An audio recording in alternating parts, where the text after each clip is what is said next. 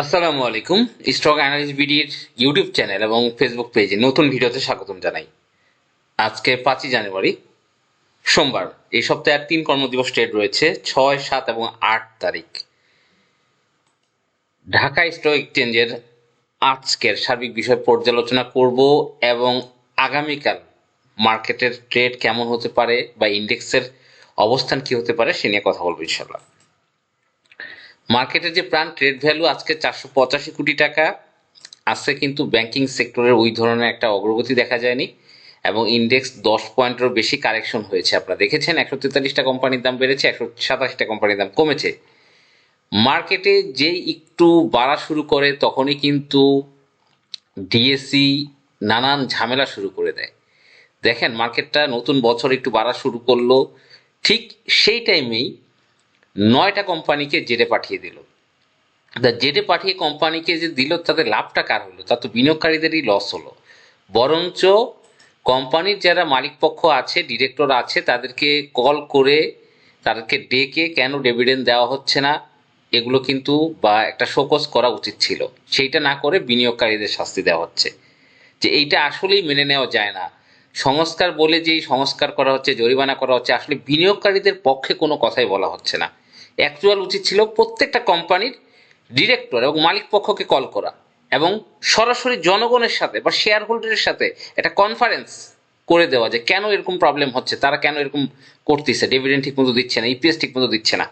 সেটা না করে জেডে পাঠিয়ে দাও কোম্পানিকে। এই হলো অবস্থান, এই হলো সংস্কার।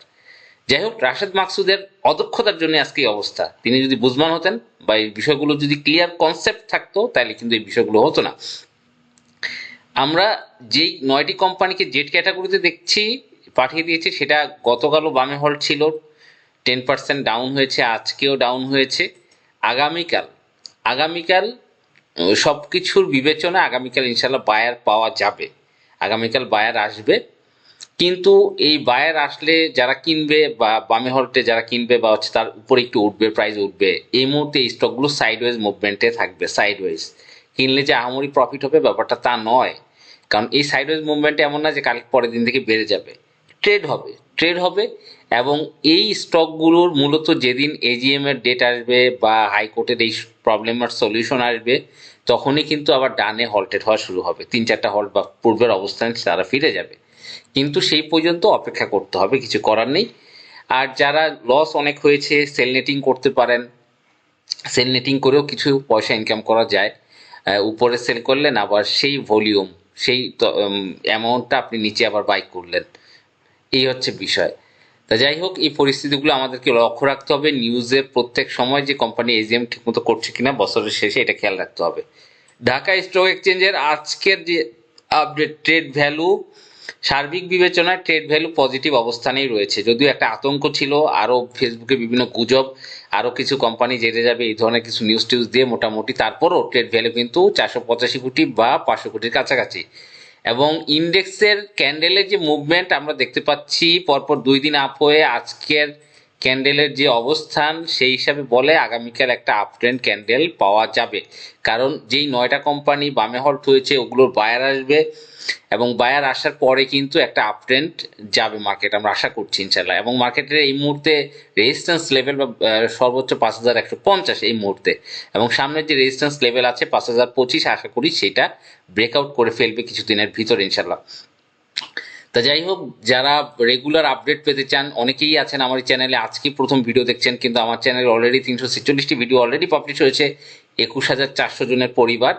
অবশ্যই আমাদের যেই জানুয়ারি ব্যাচ রয়েছে, গ্রুপ রয়েছে, আমরা মান্থলি ফি 1020 টাকা নিচ্ছি। ইন্ডেক্সের আপডেট থাকে হোয়াটসঅ্যাপে এইটা, এবং এই ইন্ডেক্সের পর্যালোচনা থাকে, কোনো স্টকের নিউজ থাকে, বাই সেলিং ইনস্ট্রাকশন থাকে, অ্যানালাইসিস থাকে, সব কিছুর বিবেচনায় আপনারা চাইলেই জানুয়ারি ব্যাচ এসএবিডি 2026-এ জয়েন করতে পারেন। মান্থলি পেমেন্ট 1020 টাকা, যারা নতুন শুধুমাত্র তাদের জন্য, কারণ অনেকে কিন্তু আজকের ভিডিওটা নতুন দেখছেন, আজকেই চ্যানেলটা সাবস্ক্রাইব করবেন, তাদের জন্য হচ্ছে এই মেসেজটা। তো যাই হোক, আমরা চলে যাই হচ্ছে আমাদের ইন্ডেক্স কন্ট্রিবিউটরে। আমরা আজকে দেখেছি যে ইসলামী ব্যাংকের এই জামাতের এই ব্যাংকটা কিন্তু একটা মুভমেন্ট শুরু হয়েছে। এবং মজার বিষয় হলো, ইউনূস সরকারের যত পতন হচ্ছে গ্রামীণ ফোন ততই তলানিতে নামছে। ইউনূস সরকারের যখন ক্ষমতায় আসে গ্রামীণ ফোন এক লাফে 247 থেকে 386 টাকা চলে গেল, এক লাফে হল্ট হতে হতে হতে সবাই পাগল হয়ে গ্রামীণ ফোন কিনলো। ইউনূস সরকারের টাইম শেষ হয়ে যাচ্ছে, এদিকে গ্রামীণ ফোনেরও পতন দেখা দিচ্ছে। এদিকে জামাতের যে ব্যাংক রয়েছে ইসলামী ব্যাংক, তার একটা অগ্রগতি আমরা দেখতে পাচ্ছি। আপনারা যদি দেখেন ইসলামী ব্যাংকের যে মুভমেন্ট, সেই রিসেন্ট মুভমেন্ট হিসাবে তার উপরে যাওয়ার পসিবিলিটি রয়েছে। স্কোয়ার ফার্মার প্রাইজিং একটা পজিটিভ ফিডব্যাক এবং পজিটিভ ইউটার্ন আমরা দেখতে পাচ্ছি। এখান থেকে তো 10 টাকা বাড়তে পারে। এবং বিএক্স ফার্মাও দেখেছি পজিটিভ কন্ট্রিবিউশন। বিএক্স ফার্মা একদম অনেক বটমে ছিল, আজকে একটু বেড়েছে বিএক্স ফার্মা। মোটামুটি ইন্ডেক্স মুভারগুলো ভালো করেছে, তবে ব্র্যাক ব্যাংক, ইবিএল, রবি, ইউসিবি, জিপি এগুলো কিন্তু ইন্ডেক্স নেগেটিভ কন্ট্রিবিউশনে ছিল। আজকে সবচেয়ে বড় নেগেটিভ কন্ট্রিবিউশন করেছে ব্র্যাক ব্যাংক, 16 পয়েন্ট সে একাই ফালিয়ে দিয়েছে। EBL 5 point, prime bank 3 point, best holding Z ক্যাটাগরিতে যাওয়ার কারণে আরও 3 পয়েন্ট ফেলেছে। আলাদা ব্যাংক 3 পয়েন্ট, রবি 2 পয়েন্টের বেশি কারেকশন করেছে। যাই হোক, এই মুহূর্তে আমরা দেখলাম যে ইন্ডেক্স আগামীকাল থেকে ইনশাল্লাহ একটা পজিটিভ আপট্রেন্ড থাকার পসিবিলিটি রয়েছে। টেনশনের কোনো কারণ নেই, সকল স্টকগুলো ধাপে ধাপে বাড়বে। আর আমরা যেই 6টি স্টক নিয়ে কথা বলেছিলাম কয়েকদিন আগে, 6টি স্টক ছিল, তার মধ্যে সায়াম টেক্স ছিল, মালিক স্পিন ছিল, স্যাম কটন ছিল, দেশ গার্মেন্টস ছিল, তাল্লু স্পিন ছিল, হাওয়াই টেক্সটাইল এবং ভিএফএস থ্রেড, টোটাল 7টা হাওয়াই টেক্সটাইলের কথা বলা হয়েছিল। এর মধ্যে সায়াম গ্রুপ কিন্তু তাদের গেম রান করেই চলেছে। সায়াম কটন, সায়াম টেক্সটাইল, তাদের যে অতীতের হিস্টোরি সায়াম টেক্সটাইলের হিস্টোরি কিন্তু 25 টাকা প্রাথমিক রেজিস্ট্যান্স বা তার প্রাথমিক গন্তব্য আমরা 25 টাকা ধরতে পারি সাইহাম টেক্সটাইল। যদিও এইটা এখন বেড়েছে, কারেকশন হলে বা একটু রিটেস্ট করতে আসলে বাই দেওয়া যায়। এখানে রিটেস্ট করার মতো পজিশন কিন্তু চলে এসেছে, এখানে রিটেস্ট করবে আশা করছি। রিটেস্ট করে হয়তো 18.5 বা 19 টাকা নামার পসিবিলিটি রয়েছে।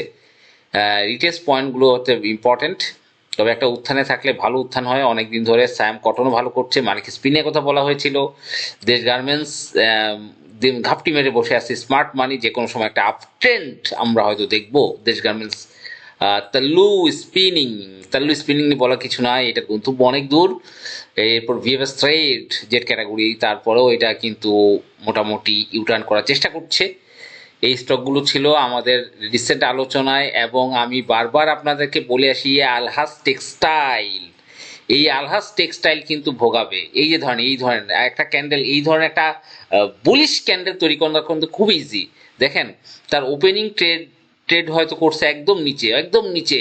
আমরা যদি একটু আলহাজ টেক্সটাইলটা দেখি, তাহলে আপনি দেখতে পারবেন এই আলহাজ টেক্সটাইলের আজকে যে ওপেনিং ট্রেডটা, সে কিন্তু অনেক নিচে, মানে স্মার্ট মানি খুবই মানে ইচ্ছাকৃতভাবে একদম নিচে ওপেন করছে। দেখেন স্টার্টে ক্লোজ ছিল 138 টাকা 40 পয়সা, ওপেনিং প্রাইস ছিল 127 টাকা, তার মানে নিচে ওপেন করছে, নিচে ওপেন করে উপরে ক্লোজ দিছে।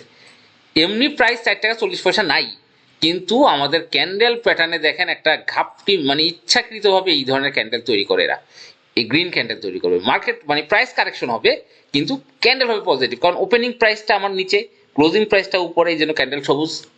তো এই ধরনের আমি বলছি, এই ধরনের কোম্পানি থেকে 500 হাত দূরে আলহাজ টেক্সটাইল, যেটা আমি বারবার আমার 1 বছর 6 মাস আগে ভিডিও দেখেন এইল নিয়ে বলেছিলাম, যে এইল ভোগাবে, প্রতিদিন ভিডিও দিতাম, তখন 70-80 টাকা এইল ছিল, আপনাদের মনে আছে কিনা? এই যে পতনটা এইলের এই যে পতনের সময় আমি কিন্তু বারবার বলেছি যে এল কিন্তু 35 টাকায় আসবে, 35, সেই দেখেন সেই 35 টাকা থেকে নিচে নামে গেল এল।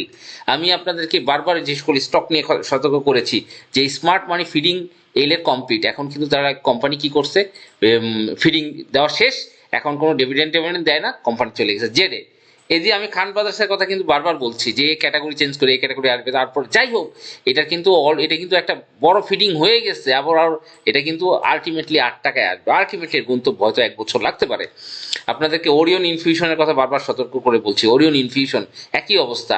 স্মার্ট মানি এমনভাবে, এইটা কিন্তু যে আওয়ামী লীগের আমলের বিকন গ্রুপের যে এটা কারিশমা ছিল, এবং এটার কিন্তু একটা ফিডিং করার জন্য খুব ব্যস্ত। 1000 টাকা নিল, সেখান থেকে 200-300-250-300 নিল, সেখান থেকে আবার 600 উঠায় আবার এই জোনে কিন্তু চেষ্টা করবে। আপনারা এগুলো অ্যালার্ট থাকবেন। যে সকল স্টকগুলো মোটামুটি 5-6 মাস গেম কমপ্লিট হয়ে গেছে, সেগুলো থেকে 100 হাত দূরে, বা 1 বছর হয়ে গেছে, 2 বছর হয়ে গেছে, এই বিষয়গুলো বুঝতে হবে আপনাদেরকে। তা যাই হোক, অবশ্যই যারা নতুন ভিউয়ার্স আছেন চ্যানেলে, তাদেরকে আমন্ত্রণ জানাই আমাদের এই যে হোয়াটসঅ্যাপ গ্রুপে, এবং হচ্ছে যারা আমার চ্যানেলটি অবশ্যই সাবস্ক্রাইব করে রাখবেন, এবং যে সকল স্টকগুলো ফিডিং হতে পারে, কোন কোন স্টকগুলো ট্রেন্ডে আছে, এই সকল স্টক নিয়ে আমরা সবসময় কিন্তু আলোচনা করে থাকি। এবং আপনাদের সবসময় আমার চ্যানেলটি সাবস্ক্রাইব করার অবশ্যই আমি বলবো আপনারা করে রাখবেন, এটা আপনাদের সকলের জন্য ভালো হবে ইনশাল্লাহ।